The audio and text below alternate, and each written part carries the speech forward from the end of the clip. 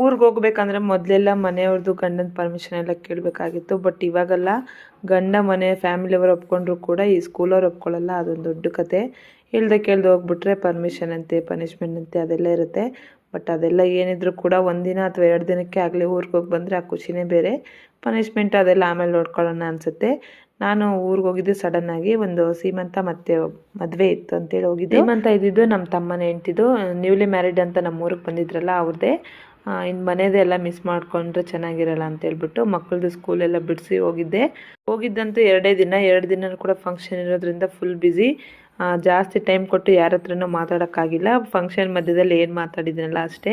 ಇನ್ನು ಫಂಕ್ಷನಲ್ಲಿ ಎಲ್ರಿಗೂ ಅರಿಶಿನ ಕುಂಕುಮ ಕೊಟ್ಟು ತಂದಿದ್ದನ್ನೆಲ್ಲ ತಿನ್ಕೊಂಡು ಮತ್ತು ಬಂದವರಿಗೆಲ್ಲ ಊಟ ಬಡಿಸಿ ನಾವು ಕೂಡ ಊಟ ಮಾಡಿಕೊಂಡು ಇನ್ನು ಮದುವೆ ಮನೆ ಕಡೆಗೆ ಹೊರಟಿದ್ವಿ. ಇಲ್ಲಿ ಕೂಡ ಫಂಕ್ಷನ್ ಇರೋದ್ರಿಂದ ಮದುವೆಗೆ ಸ್ವಲ್ಪ ಸಂಜೆಯಿಂದನೇ ಹೋದ್ವಿ. ಕರೆಕ್ಟ್ ನಾವು ಹೋಗೋ ಟೈಮ್ಗೆ ಅರಿಶಿನ ಶಾಸ್ತ್ರ ಎಲ್ಲ ಸ್ಟಾರ್ಟ್ ಆಗಿತ್ತು. ಇವ್ರು ಬಂದು ನಮ್ಮ ಸೋದರತ್ತೆ ಮಗನೇ. ಸೊ ಮದುವೆನೂ ಕೂಡ ಮಿಸ್ ಮಾಡೋ ಹಂಗಿರಲಿಲ್ಲ. ಇವರು ಒಬ್ಬರೇ ಮಗ, ನೆಕ್ಸ್ಟ್ ಮತ್ತೊಂದು ಮದುವೆ ಕೂಡ ಇಲ್ಲ.